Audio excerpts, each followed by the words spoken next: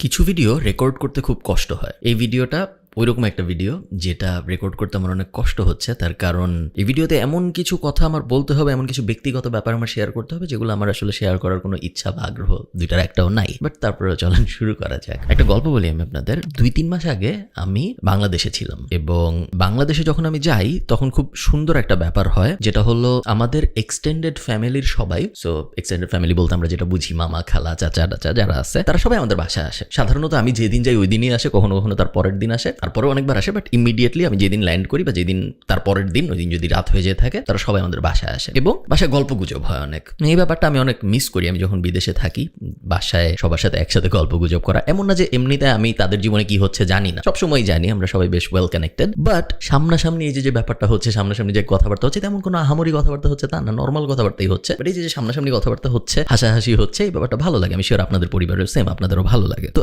একটা দিনের কথা আমার স্পেসিফিক্যালি মনে আছে। ওই দিনটায় আমি ডাইনিং টেবিলে বসা ঢাকায় আমাদের বাসায়, এবং আমাদের পরিবারের আরো কিছু, আমার নিজের ফ্যামিলির কথা বলতেছি আমি, ফ্যামিলির আরো কিছু মানুষ ওই সেম ডাইনিং টেবিলেই বসা। তো ওই যারা বসা তাদের মধ্যে একজন আরেকজনকে জিজ্ঞেস করতেছে যে তুই কি জানিস একটা ঝামেলা হয়েছে যে? তো ওইজন জিজ্ঞেস করছে কি ঝামেলা? তো ইনি বলছে যে এক টিকটকার আছে, সেই টিকটকারের তার থেকে বড় বয়সী এক মহিলার সাথে বিয়ে হয়েছে, সম্পর্ক হয়েছে, এবং তারপরে তাদের মধ্যে একটা পারিবারিক কলহ হয়েছে।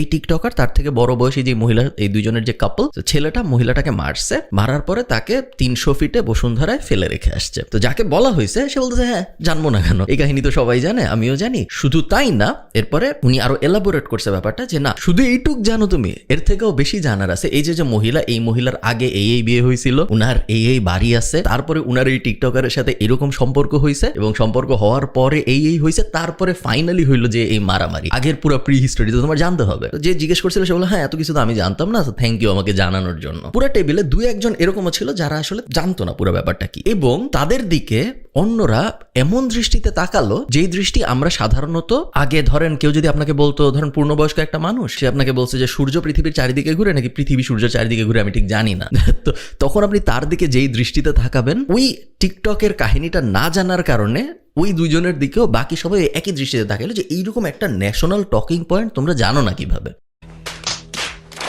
তার ঠিক 2-3 দিন পরের কথা, আমি মিরপুরে এক জায়গায় বসে আছি এক সরকারের খুব উচ্চ পদস্থ কর্মকর্তার সাথে, এবং যার সাথে আমি বসে আছি সে পাওয়ারের দিক থেকে আমার অনেক অনেক উপরে, আমার থেকে অনেক বেশি পাওয়ারফুল, সে বয়সেও আমার অনেক বড়, এবং তাকে আমার মানুষ হিসেবে বেশ ভালো লাগে। সে ভালো একজন মানুষ, আসলে তার মধ্যে কোনো দোষ নাই। তো সকালবেলার কথা, উনি আমাকে বলতেছে ফারহান তুমি কি জানো এই যে এক নায়ক, এই নায়ক বঙ্গবন্ধুর একটা বায়োপিক করছিল, ওইটার জন্য সে 1 টাকা নিছিল সম্মানী, এবং তার বদলে সে এখন রাজুক থেকে 10 কাঠা প্লট পাচ্ছে। তুমি দেখো সে কিরকম ব্যাপারটা জিতলো। তার কাছ থেকে আমি এটা সকালবেলা শুনলাম। দুপুরবেলা আমি এক জায়গায় খেলতে গেছি, ওখানেও সেম ডিসকাশন যে ভাই দেখেন এই ব্যাপারটা হইলো। ওই দিনের টকিং পয়েন্ট ছিল পুরা দেশের আরেফিন শুভ 1 টাকার বিনিময়ে বঙ্গবন্ধুর বায়োপিক করেছেন, এবং এই কারণে উনি 10 কাঠা প্লট পাইছে। 1 টাকায় যেভাবে 10 টাকার প্লট পাওয়া যায়, ওইটা ছিল ওই দিনের টকিং পয়েন্ট। আমি এই জিনিস আপনাদের কেন বলতেছি? আমি এই জিনিস আপনাদের এই কারণে বলতেছি কারণ আমরা খুব ভয়ঙ্কর একটা সময়ের মধ্যে দিয়ে যাচ্ছি, এবং আমরা যে ভয়ঙ্কর একটা সময়ের মধ্যে দিয়ে যাচ্ছি এই ব্যাপারটা আমরা নিজেরাও রিয়েলাইজ করতেছি না। আমাদের চিন্তা চেতনা ভাবনা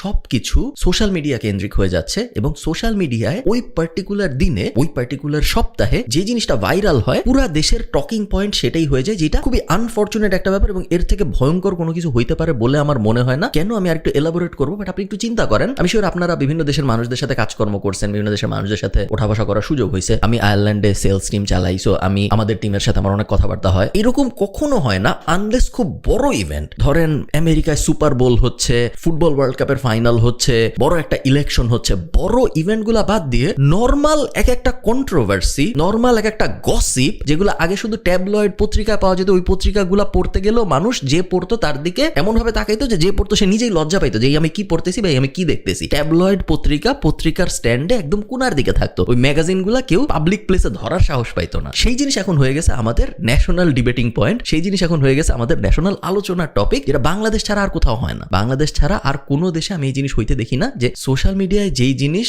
ভাইরাল, ওই জিনিস পুরা দেশের সব শ্রেণীর মানুষ, আমার নিজের ফ্যামিলির এক্সাম্পল দিয়ে আমি আপনাদের বললাম, এমন না যে এক শ্রেণীর মানুষ এই জিনিস, সবাই ওই জিনিস তাদের টকিং পয়েন্ট হিসাবে আলাপ আলোচনা করে যে এটা এটা কি হইলো, ওটা কি হইলো, এটার পরে কি হইলো, ওটার পরে কি হইলো, যেটার থেকে ভয়ঙ্কর কোনো ব্যাপার আমার মনে হয় আর হইতে পারে না। আমি আপনাদের আরো কিছু কথা বলি। 1999 সালে সম্ভবত আমি প্রথম বইমেলায় যাই, বা 2000 সালে হয়তো আমি প্রথম বইমেলায় যাই, এবং যখন আমি এই ভিডিওটা রেকর্ড করছি তখন অমর একুশে গ্রন্থমেলা চলতেছে, ফেব্রুয়ারি মাসে আমি রেকর্ড করতেছি ভিডিওটা। তো আমার জীবনের খুব পছন্দের কিছু স্মৃতির মধ্যে দুইটা যদি আমি পিক করার চেষ্টা করি, স্পেশালি আমার ছোটবেলার, একটা হবে আমাদের স্কুল যখন ছুটি হইতো, আমি উদয়ন স্কুলে পড়তাম ঢাকা ইউনিভার্সিটির ভিতরে, স্কুল ছুটি হইতো, আমার মা আমাকে নিতে আসতো, রিক্সায় উঠতাম, আমি উঠে আমার মার কাছ থেকে আমার মার ফোনটা নিতাম এবং তারপরে গ্রামীণ ফোনে মেসেজ পাঠায় স্কোর জানা যাইতো। সো ধরেন বাংলাদেশের সাউথ আফ্রিকার খেলা হচ্ছে বা বাংলাদেশের জিম্বাবুয়ের খেলা হচ্ছে, আপনি ব্যান ক্রিকেট লিখে 2525 এ পাঠাইলেন, ফিরতি মেসেজে আপনাকে ওই সময়ের স্কোরটা জানাবে। বাংলাদেশ তখন সবসময় হারতো ক্রিকেট ম্যাচে, বাংলাদেশ তখন কখনো জিততো না, বাট আমি স্কুল থেকে বের হয়ে তাড়াতাড়ি আম্মুর কাছ থেকে মোবাইল নিয়ে স্কোর দেখতাম, আমার খুব ভালো লাগতো। এটা একটা। আর আরেকটা হলো বইমেলা। এমন কোনো বইমেলা মনে হয় যায় নাই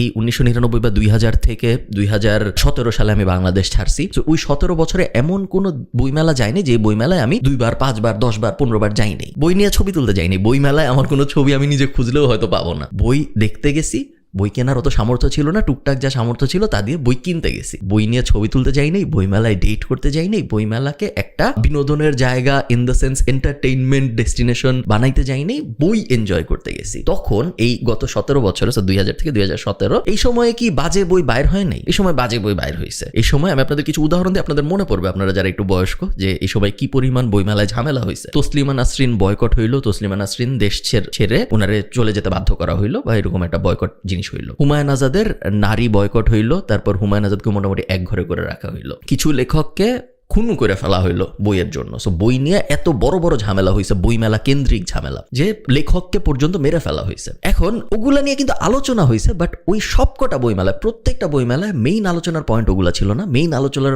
পয়েন্ট ছিল ভালো বই কি কি আসছে, কি কি বই আমি কিনবো, কি কি বই তুই কিনছিস, তোর কাছে কি কোনো বইয়ের লিস্ট আছে নাকি, আমাকে দে, আমার লিস্টটা তুই দেখ আমরা কি কি বই কিনতে পারবো। সব বইমেলায় ঝামেলা হয়েছে, সব বইমেলায় ক্যাচাল হয়েছে, প্রত্যেক বইমেলায় কাহিনী হয়েছে, বাট প্রত্যেক বইমেলার হাইলাইট বইমেলা শেষে যেটা ছিল সেটা হলো এই 10টা বই খুব ভালো, তার মধ্যে এই 3টা বই খুবই ভালো, এগুলো আপনার কেনা উচিত, এগুলো আমি কিনছি, আমার খুব ভালো লাগছে, তুই কিনতে পারিস, কোনো সমস্যা নেই, এই যে আমারটা নেই, আমারটা পড়। এইগুলা ছিল প্রত্যেকটা বইমেলার কাহিনী। এবং আমার মনে আছে জানুয়ারি মাসে পেপারে যখন অ্যাড আসতো, বইয়ের বিজ্ঞাপন আসতো, এবং আমরা বিজ্ঞাপন কেটে রাখতাম এবং মনে মনে প্ল্যান সাজায় রাখতাম যে বইমেলা খুলবে, প্রথমে আমার এই প্রকাশনীতে যাইতে হবে, তারপরে আমার এই প্রকাশনীতে যাইতে হবে, কারণ বইমেলা শেষ হওয়ার আগে আমার যত বেশি সম্ভব প্রকাশনী কভার করতে পারি করতে হবে। প্রথম দিন বইমেলায় সাধারণত প্রাইম মিনিস্টার উদ্বোধন করতে যাইতো, এবং প্রথম দিন বইমেলা একটু দেরিতে শুরু হইতো, 3টা-2টার দিকে, বাট প্রাইম মিনিস্টার যেহেতু উদ্বোধন করতে যাইতো, সাধারণ মানুষ 4টা 5টা 6টার আগে ঢুকতে পারতো না অনেক সময়। তো ওই অ্যাঙ্গেলের প্ল্যানও সাজানো হইতো, আমি সাজাইতাম যে প্রাইম মিনিস্টার কখন বাইর হবে, আমি কখন ঢুকতে পারবো, তারপরে কতক্ষণ সময় থাকবে পুরো বইমেলা সার্কেল করে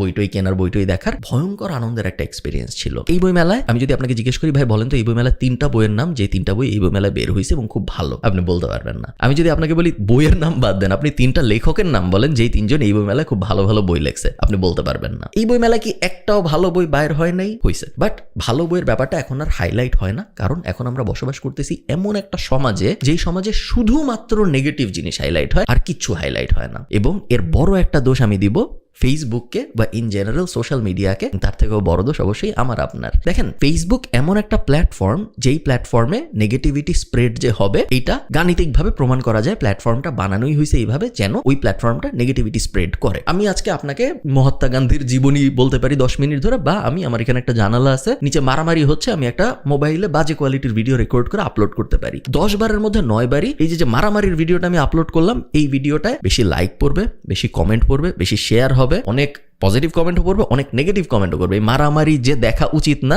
এইটা বললে নিচের কমেন্টের লোকটা উপরের কমেন্টের লোকটাকে গালি দিবে, দুইজনই গালাগালিটা করবে সেম ভিডিওর নিচে, যেই ভিডিওটা ওই দুজনের কারোরই দেখা উচিত ছিল না। এবং 1 সপ্তাহের মধ্যে এই মারামারিটা হয়ে যাবে টকিং পয়েন্ট। মহাত্মা গান্ধীর video nobody gives a shit. এখন আমি আপনাদের বলতেছি না যে আপনি সারাক্ষণ জ্ঞান গর্ভ আলোচনা করবেন, আপনি আতেল হয়ে যাবেন, সারাক্ষণ আপনার দিন যাবে হইল জ্ঞানের পরিচর্যা করে নিজের, আমি এটা বলতেছি না আপনাদের। বাট আমার মনে হয় যখন আপনার রেশিওটা এইরকম হয়ে যাবে যে 99% সময়ই আপনি আসলে আজাইরা জিনিস গসিপের পেছনে কাটাচ্ছেন, এবং 1% সময় হয়তো আপনি একটু নর্মাল জিনিসপত্রের দিকে কাটাচ্ছেন, তখন এটা একটু চিন্তার বিষয় যে আমরা আসলে কোন দিকে যাচ্ছি as a society, as a সমাজ। আমার মনে আছে আমি যখন স্কুলে বা কলেজে পড়ি, তখন আপনারা যারা একটু পুরান কাহিনী মনে রাখেন তাদের মনে থাকবে একটা কার্টুন ছিল ডোরেমন, এবং ওই সময় ডোরেমন, তারপর পারম্যান, তারপরে এরকম আরো 3-4টা জাপানিজ কার্টুন ছিল, যেগুলো প্রথমে ইন্ডিয়ায় ইম্পোর্ট করা হলো এবং তারপর ইন্ডিয়ার থেকে বাংলাদেশ ইম্পোর্ট করা হইলো, বাংলাদেশে ডোরেমন দেখানো শুরু হইলো। তো এই ডোরেমন যখন দেখানো হচ্ছে বাংলাদেশে, এটা একটা হিন্দি কার্টুন ছিল, Hindi dubbed cartoon, so main ভাষা জাপানিজ বাট হিন্দিতে করে ইন্ডিয়া আসছে, বাংলাদেশে হিন্দিটা চলতেছিল। তো আমাদের যে বাচ্চাদের বাবা মা, যাদের আমরা প্যারেন্ট সমাজ বলি, অভিভাবক সমাজ, তারা খুব আন্দোলন করা শুরু করলো, তা খুব একটা আপ্রোয়ার শুরু হইলো যে সুশীল সমাজে যে ডোরেমনকে ব্যান করতে হবে। তার কারণ ডোরেমনের দুইটা সমস্যা। এক নাম্বার সমস্যা, ডোরেমন বাচ্চাদেরকে মিথ্যা বলা শেখায়। ওই ডোরেমন কার্টুনটা অনেক মিথ্যা কথা বলতো কার্টুনের ভিতরে, এক নাম্বার সমস্যা। দুই নাম্বার সমস্যা হলো ডোরেমন হিন্দিতে কথা বলে, সো বাচ্চারা হিন্দি শিখে ফেলতেছে, আমাদের সমাজ সংস্কৃতি তো বিসর্জন হয়ে যাচ্ছে। তো এই দুই কারণে আমাদের ডোরেমনকে অবশ্যই ব্যান করতে হবে। 1 মাস 2 মাস 3 মাস 4 মাসের মধ্যে ডোরেমন ব্যান হয়েও গেল, বাংলাদেশে ডোরেমন বন্ধ হয়ে গেল। এরপর বাংলায় ডাব করে ডোরেমন চালানোর চেষ্টা করা হয়েছে, বাট খুব বেশি দিন চলতে পারে নাই, উইক ইজ গন। আরেকটা কাহিনী আমি আপনাদের মনে করাই, একটা সময় ছিল যখন জি বাংলার উপদ্রব বাংলাদেশে অনেক বেশি ছিল। আপনাদের মনে থাকবে হয়তো যে বলা হতো আমাদের মা খালা সবাই সারাক্ষণ সন্ধ্যার থেকে রাত পর্যন্ত জি বাংলা দেখে, সবাই সারাক্ষণ ওই যে কলকাতার বাংলা সিরিয়ালগুলো দেখে, মায়ের সাথে শাশুড়ির সমস্যা, বোনের সাথে ভাইয়ের সমস্যা, এই কুটনামি সেই কুটনামি, এগুলা করে তাদের পুরো ব্রেইন ওয়াশ হয়ে যাচ্ছে, তারা সবাই খারাপ হয়ে যাচ্ছে। জি বাংলা ব্যান করতে হবে, কলকাতার বাংলা সিরিয়াল বাংলাদেশে টেলিকাস্ট ব্যান করতে হবে, কারণ আমাদের মা বোনরা ধ্বংস হয়ে যাচ্ছে সিরিয়াল দেখে দেখে। এগেইন সুশীল সমাজ আপ্রোয়ার, ইভেনচুয়ালি ব্যান হয়েছে। আপনারা ব্যাপারটা বুঝতে পারেন নাই, গত 4 বছরে ডোরেমনের সমস্যা যোগ এই যে আমাদের মা খালার এই যে চ্যানেলের সমস্যা, যেটা জি বাংলার সমস্যা আমরা বলতেছি, এগুলা 300 গুণ বেশি হয়ে ফেসবুক ওয়াচের ভিতরে এবং ইউটিউবের ভিতরে আত্মপ্রকাশ করছে। ডোরেমনে এটলিস্ট কেউ একজন দেখছে, জাপানে যখন প্রথম কার্টুনটা বানানো হয়েছে কেউ একজন ম্যানুয়ালি এই জিনিসটা দেখে স্ক্রিপ্ট বানায় অ্যাপ্রুভাল দিছে। সিরিয়াল যখন ছাপানো হয়েছে টিভিতে, তখন সিরিয়াল যে অ্যাপ্রুভাল সিরিয়ালের পরিচালক থাকে, একটা ডিরেক্টর থাকে, খারাপ, বাট ওই খারাপের একটা লিমিট আছে। সোশ্যাল মিডিয়ায় যখন কিছু আপলোড করা হয় এখন, এই খারাপের কোনো লিমিট নাই, এবং আমরা একটা নেগেটিভ সার্কুলার মোশনের মধ্যে আছি, যেখানে প্রত্যেকে নতুন খারাপের ব্যারিয়ার সেট করতেছে, তার কারণ আগের খারাপে আর কাজ হচ্ছে না। আমি একটু এলাবোরেট করি, তাহলে আপনার বুঝতে সুবিধা হবে যে কেন এই ব্যাপারটা এত বেশি ভয়ঙ্কর, এবং আমি কেন এই বিষয়টা নিয়ে অনেক বেশি চিন্তিত, এবং আমার মনে হয় আপনাদেরও চিন্তিত হওয়া উচিত। দেখেন, হিউম্যান বিং এর সেন্সিটিভিটি টলারেন্সের একটা বিষয় আছে, যে আপনি মনে করেন আজকে রাস্তায় হাঁটতে বের হয়েছেন, আপনি রাস্তায় হাঁটতে বের হয়ে দেখলেন একটা বিড়াল মরে পড়ে আছে রাস্তায়, আপনার তেমন লাগবে না, আপনি ওটা নিয়ে 5-10 মিনিট ভাববেন, 15-20 মিনিট ভাববেন, তারপরে আপনি যা করতেছিলেন তা করতে থাকবেন, আপনার তেমন কোনো সমস্যা হবে না। আপনার জায়গায় যদি একটা বাচ্চা থাকতো বাংলাদেশি, ওই বাচ্চাটার 5-6 ঘন্টা অনেক কষ্ট হইতো, কারণ ও এই জিনিস দেখে অভ্যস্ত না। ও একটা বিড়ালকে রাস্তায় মরে পড়ে থাকতে দেখতেছে, ওর কষ্ট লাগতো যে এই জিনিসের তো এভাবে মরে পড়ে থাকার কথা না, এই জিনিস কেন এখানে মরে পড়ে আছে, একটা কষ্টকর ব্যাপার। এখন আপনার জায়গায় যদি আমি একজন আইরিশ মানুষকে বসাই, এবং সে যদি আয়ারল্যান্ডে একটা বিড়ালকে রাস্তায় মরে পড়ে থাকতে দেখে, তার 3-4 দিন লাগবে ওই জিনিসটা ভুলতে, একজন অ্যাডাল্টে, তার কারণ সে ওই জিনিস দেখে একেবারেই অভ্যস্ত না। আমি যদি আয়ারল্যান্ডের একটা বাচ্চাকে দেখাই, 1 মাস 2 মাস 3 মাস সে ট্রমার মধ্যে থাকবে, কারণ সে একেবারেই ওই জিনিস কল্পনা করতে পারে না একটা বিড়াল রাস্তায় মরে পড়ে আছে। আমাদের হিউম্যান ব্রেইনের নেগেটিভিটির টলারেন্স আস্তে আস্তে বাড়ে, ডিপেন্ডিং অন আমরা কোন সিচুয়েশনে থাকি। বাংলাদেশে যে ব্যাপারটা হয়েছে, আমরা নেগেটিভিটির টলারেন্সের লিমিট প্রতিনিয়তই আগের থেকে উপরে নিয়ে যাচ্ছি। একটা সময় ছিল যখন আপনার মনে থাকবে ছোটবেলায় আপনি একটা ডিভোর্স হইতো, বা হুমায়ুন আহমেদের একটা এক্সট্রা বিয়ে হয়েছে, বা হুমায়ুন আহমেদ অনেক ছোট বয়সে একজন মানুষের সাথে বিয়ে করছে, বিশাল ন্যাশনাল নিউজ, পত্রিকায় পাতার পর পাতা লেখা হচ্ছে, ম্যাগাজিনে পাতার পর পাতা লেখা হচ্ছে, টক শো হচ্ছে, এই হচ্ছে সেই হচ্ছে, বিশাল কাহিনী। এখন কিন্তু ওই কাহিনীতে কারো পাও টলে না, এখন লাগে ওটার উপরে এক্সট্রা সেন্সেশন। কালো একটা ছেলের ডিভোর্স হয়েছে, সেই ছেলে মিডিয়ায় হোস্ট, এটা নিয়ে আমরা এখন ক্যাচাল করি। এক অসমবয়সী কাপল, সেই কাপল বই লেখছে, সেই বইয়ের কোয়ালিটি খারাপ, এই 3 ব্যাপার নিয়ে আমরা তাকে ভুয়া বইলা বইমেলা থেকে তারা এটা নিয়ে, এই পুরো ব্যাপারটা নিয়ে ডিবেট করি। খারাপের লিমিট আমরা ক্রস করে যাচ্ছি প্রত্যেক বছরই আগের বছর থেকে, এবং ভয়ঙ্কর ব্যাপার হলে এটার কোনো শেষ নাই। একটা টাইম আসবে যখন আমাদের মনে হবে যে, এবং এই টাইম হয়তো অলরেডি চলে আসছে, যে রাস্তায় একটা খুন হয়েছে, এই খুনের অ্যানালাইসিস করে, খুনের ভিডিও টিডিও দেখায় আমরা দেখবো ইউটিউবাররা, ফেসবুকে কন্টেন্ট ক্রিয়েটররা ভিডিও বানাচ্ছে যে এই অ্যাঙ্গেল থেকে দেখেন, ওই অ্যাঙ্গেল থেকে দেখেন, এভাবে দেখেন, ওভাবে দেখেন। সমস্যাটা কি জানেন? সমস্যাটা হইলো একটা সমাজ যাদের সেলিব্রেট করে, ইভেনচুয়ালি সেই সমাজের মানুষজন ওই সেলিব্রেটেড মানুষজনের মতো হওয়া শুরু করে, এবং এটা সজ্ঞানে হয় না, এটা প্যাসিভলি হয়, এটা অজ্ঞানে হয়। আপনি সজ্ঞানে জানেন যে যেই লোক সারাদিন টিকটকে নাচতেছে, বা যেই মেয়ে সারাদিন টিকটকে নাচতেছে, বা যে একটা আজে বাজে টপিক নিয়ে কথাবার্তা বলতেছে, বা যে এক লোক ঠিক আছে সে বইমেলার ভিতরে সবাইরে বাংলা ট্রান্সলেশন জিজ্ঞেস করতেছে ইংরেজি শব্দের, ঠিক আছে, সে খারাপ। বাট আমরা মার্কেটিং এ একটা কথা বলি, promoter is often Wars than the creator. So আপনারা বুঝতে পারতেছেন আমি কি বলতে চাচ্ছি। সে খারাপ বুঝলাম, তার এটা করা উচিত হয় না, বাট এইটা নিয়ে যে 300 জন ভিডিও বানায় এটা অ্যানালাইসিস করা শুরু করলো, যার কারণে আমি আপনি জানলাম, আমরা তো জানতাম না, আমাদেরকে তো উনি ট্রান্সলেশন ধরে নাই, আমাদের কোনো ধারণাই ছিল না, আমরা জানতে আগ্রহী ছিলাম বইমেলায় ভালো কি বই বের হয়েছে, আমাদের এছাড়া অন্য কোনো বিষয়ে কোনো আগ্রহ ছিল না। আমরা কোন লোক কোন মেয়েকে বিয়ে করছে এটা পুলিশি কেস, যদি বয়স 16 বছরের কম হয়ে থাকে, 18 কম হয়ে থাকে, আমার কোনো জানার আগ্রহ নেই, আমার জানার কোনো দরকারও নেই। আমি জানতে চাই কি ভালো বই বের হয়েছে, কি ইন্টারেস্টিং বই বের হয়েছে, এমন বই না কিন্তু যে বই পড়ে আমি শিখতে পারবো। আমরা যখন হুমায়ুন আহমেদ পড়ছি, আমরা যখন ছোটবেলায় যে মজার মজার বইটই পড়ছি, সেবা প্রকাশনী পড়ছি, আমরা কি শেখার জন্য পড়ছি? আমরা শেখার জন্য পড়ি নাই, আমরা সুস্থ আনন্দের জন্য পড়ছি। বাট এখন আমার ওই জিনিসটা আমি জানতে পারতেছি না, উল্টা আমার জানতে হচ্ছে। এই লোক দেখেন বাংলা ট্রান্সলেশন জিজ্ঞেস করে, এই লোকের দেখেন ছোট এক ওয়াইফ, এদেরকে আমরা ভুয়া ভুয়া বলে তারাইছি, আমরা খুব ভালো কাজ করছি। এই জিনিসগুলো আমার জানার কোনো আগ্রহ ছিল না, এবং এই জিনিসগুলা যে আমি জানতে পারছি এটার দোষ ওই লোকের না। যে লোক ট্রান্সলেশন জিজ্ঞেস করে ওর এই দোষ না, যে লোক বিয়ে করছে একটা ছোট মেয়েকে ওর দোষ না, এর দোষটা হলো প্রমোটারের। প্রমোটার কারা? ইউটিউব সমাজ, ফেসবুক ক্রিয়েটর সমাজ, টিকটক ক্রিয়েটর সমাজ এবং সাংবাদিক সমাজ।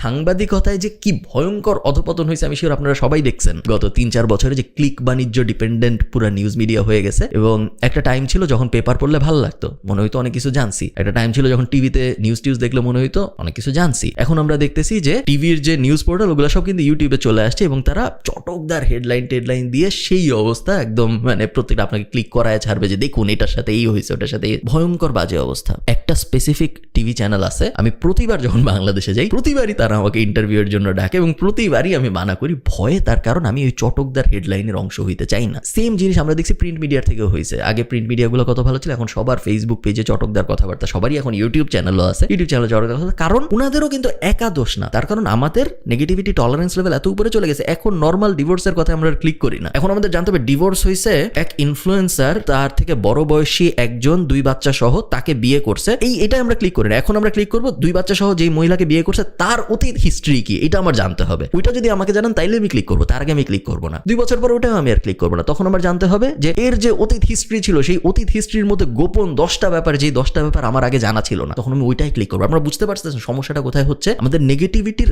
লিমিট এত উপরে চলে যাচ্ছে এবং এটার কোনো শেষ নাই, যেই কারণে 2-3 বছর পরে আপনি যেই দিকে তাকাবেন, এটা অলরেডি হচ্ছে, বাট 2-3 বছর পরে আরো বেশি হবে, আপনি যেই দিকে তাকাবেন আপনি দেখবেন নেগেটিভিটি, আপনি বুঝবেনও না যে নেগেটিভিটি, এবং নেগেটিভিটির মধ্যে পজিটিভিটিকে আপনার তখন অনেক ভালো মনে হবে, যেটা এখন অলরেডি হওয়া শুরু হয়েছে। আমাদের বার এত লো সেট হয়ে গেছে যে এত বাজে জিনিস চারদিকে, যে নর্মাল জিনিসও মনে হয় অনেক ভালো একটা জিনিস হচ্ছে। তো যেটা আমি বলতেছিলাম, একটা সমাজ তার সেলিব্রেটেড পয়েন্টগুলা কি কি হবে এটা খুব কেয়ারফুলি সেট না করলে সমস্যাটা যেটা হয়, তারা যাকে সেলিব্রেট করে ইভেনচুয়ালি মানুষ ওইরকম হয়ে যাওয়া শুরু হয়। আপনার সেলিব্রেটেড মানুষজন যদি হয় এই কন্ট্রোভার্সিগুলা, এই ঝামেলাগুলা, এই ট্যাবলয়েডগুলা, এই নিউজগুলা যেগুলো আসলে ম্যাস ইনফরমেশন না, এগুলো আসলে আমাদের জানার কোনো দরকার নাই, এগুলো যখন আপনার সেলিব্রেশন এবং টকিং পয়েন্ট, তখন ইভেনচুয়ালি সবাই এদিকে যাওয়া শুরু করবে, সবাই এরকম হয়ে যাওয়া শুরু করবে। এবং এই কারণে আপনার হিরো কে হবে এটা আপনার যিনি এই ভিডিওটা দেখতেছে, বাকি দুনিয়া বাদ দেন, বাকি দুনিয়া গন, তার খুব কেয়ারফুলি চিন্তা করা উচিত। যে ইংরেজিতে একটা কথা আছে, বাংলায় আমি যদি তর্জমা করি জিনিসটাকে বলে হইলো, একটা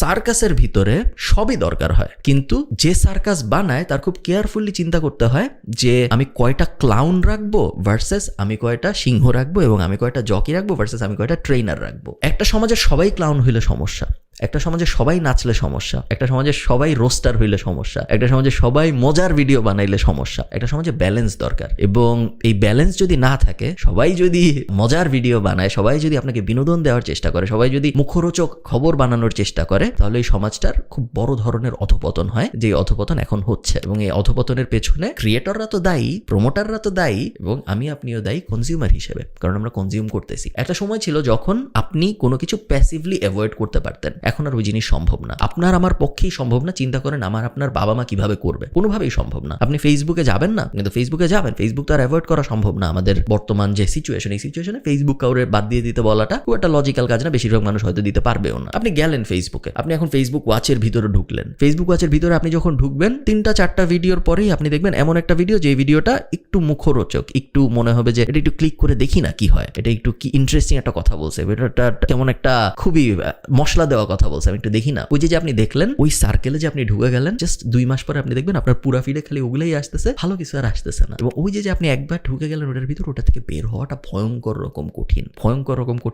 আপনি পারবো না। আমার নিজের আমি ফেসবুকে যাই না, আমার মোবাইলে ফেসবুক অ্যাপ নাই। আমি যখন ডেস্কটপ দিয়ে মাঝে মধ্যে ফেসবুকে ঢুকি, তখন আমি নিজে, যে ফেসবুক কনজিউম করে না, সেও এইসব দেখে ফেলে। তাহলে চিন্তা করেন আমার আপনার বাবা মার কি অবস্থা, যে এত কিছু বুঝতেছে না, তার তো মনে হচ্ছে দুনিয়াটা এটাই, এবং তার ব্রেইন আস্তে আস্তে পুরো ফ্রাইড হয়ে যাচ্ছে। সে যে মানুষ হিসেবে বেঁচে আছে, এই বেঁচে থাকার মধ্যে আর কোনো সার্থকতা নাই, তার কারণ তার বেঁচে থাকাটা এই কন্ট্রোভার্সিয়াল জ্বালাময়ী মুখরোচক দুনিয়াটার মধ্যে সীমাবদ্ধ হয়ে গেছে, যার থেকে স্যাড ব্যাপার আর কিছু হইতে পারে বলে আমার মনে হয় না। এই জিনিস আমি এই জন্য বলতেছি, এত বড় র্যান্টে আমি এই জন্য গেলাম, তার কারণ আমাদের তরুণ সমাজের অবস্থা খুব খারাপ, আমাদের দেশের অবস্থা খুব খারাপ। আমাকে একজন বলতেছিল বাংলাদেশ এমন একটা দেশ যে এই দেশটা একটা রোল মডেল, তার কারণ এই দেশের সবাই সব কটা শ্রেণী খারাপ।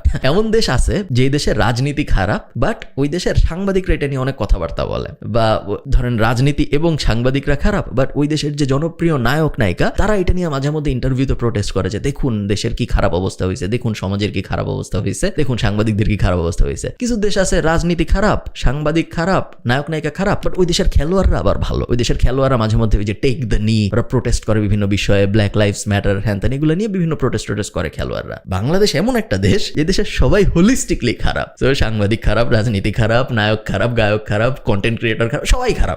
হোলিস্টিকলি আমরা সবাই খারাপ, সবাই একসাথে অংশ। তো যেই দেশের এরকম ভয়ঙ্কর অবস্থা, সেই দেশের কোনো ভবিষ্যৎ কিন্তু খুব বেশি আসলে দেখা যায় এরকম না। এবং আপনি যদি কাছের থেকে দেখেন, আমাদের যেহেতু ধরেন আমি এই যে ভিডিও বানাই, ভিডিও আমার মেইনলি দেখা হইলো 25 থেকে 34 বছর বয়সী মানুষ, প্যাসিভ জার্নাল আছে যেখানে 22,000-এর মতো মানুষ আছে। আমি খুব কাছের থেকে তরুণ সমাজ দেখি এবং কাছের থেকে দেখে আমি প্রত্যেক দিন এই রিয়েলাইজেশন আরেকবার পাই যে আমাদের অবস্থা খুব ভয়ঙ্কর এবং আমরা প্রতিনিয়তই আরো খারাপের দিকে যাচ্ছি। আমার কথা আপনার বিশ্বাস করতে হবে না। আপনি আপনার বাবাকে, আপনি আপনার অনেক বড় কোনো ভাই থাকলে তাকে, বা আপনার দাদাকে, চাচাকে জিজ্ঞেস করেন যে আপনারা যখন ছোট ছিলেন আপনারা কি নিয়ে আলাপ আলোচনা করতেন, আপনারা যখন কলেজে পড়তেন, আপনারা যখন ইউনিভার্সিটিতে পড়তেন, আপনারা কি নিয়ে আলাপ আলোচনা করতেন বলেন তো? আপনারা বন্ধুরা এক হইলে বা চায়ের দোকানে গেলে বা কোনো একটা ডিবেটিং পয়েন্টে বসলে কি নিয়ে কথাবার্তা হইতো মেইনলি? আপনি দেখবেন কি কি ইন্টারেস্টিং টপিক বের হয়, অনেক ইন্টারেস্টিং টপিক বের হবে। বাট আপনি নিজে চিন্তা করেন তো, আপনি আপনার বন্ধুদের সাথে কি নিয়ে কথাবার্তা বলছেন লাস্ট গত 1 মাসে 2 মাসে? আপনি কথাবার্তা বলছেন নর্থ সাউথের নাচ নিয়ে, আপনি কথাবার্তা বলছেন বই মেলার ভিতরের এই ঝামেলাগুলা নিয়ে।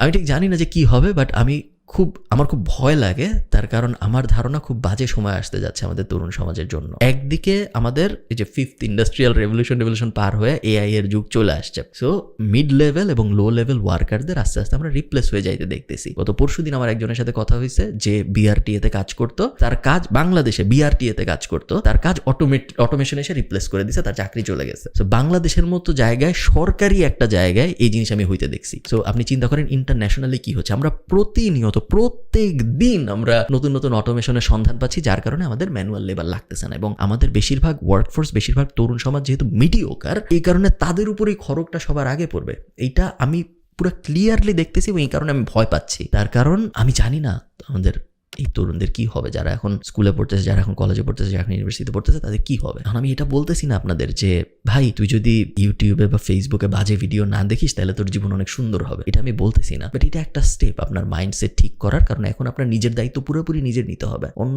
কেউ নেবে না, অন্য কারো পক্ষে নেওয়া সম্ভব না। উল্টা অন্য সবাই আপনাকে উল্টা দিকে টানা শুরু করছে। আপনার অ্যাক্টিভলি এখন চেষ্টা করতে হবে যে না, আমি আগামী 10 বছর এই জিনিস করতে চাই, আমি এইরকম একজন মানুষ হইতে চাই যেন আমি পিছন ফিরে তাকাইলে আমার বাচ্চা যখন আমাকে জিজ্ঞেস করবে, ভাই, বাচ্চা তো আপনাকে ভাই বলবে না, বাপ তুমি কি করতা, আপনি যেন তাকায় বলতে পারেন যে না, আমি সারাদিন রোস্টারদের ভিডিও দেখতাম না, আমি সারাদিন টিকটকারদের ভিডিও দেখতাম না, আমি এই 10টা জিনিস করছি, দেখো এই 10টা জিনিস নিয়ে তুমি প্রাউড হইতে পারো। তুমি তোমার বন্ধু বান্ধবদের যে বলতে পারো যে আমার বাপ এই 10টা জিনিস করছে বা আমার মা এই 10টা জিনিস করছে। ওই জিনিস এখন হচ্ছে না। এটাই আমার আজকের ভিডিওর পয়েন্ট। এবং আমি চাই আপনারা একটু সতর্ক হন, জাস্ট একটু সতর্ক হন, এবং আপনার নিজের ছাড়া আপনার বাঁচার আর কোনো উপায় নেই। খুব ভয়ঙ্কর সময় আসতে যাচ্ছে সামনে।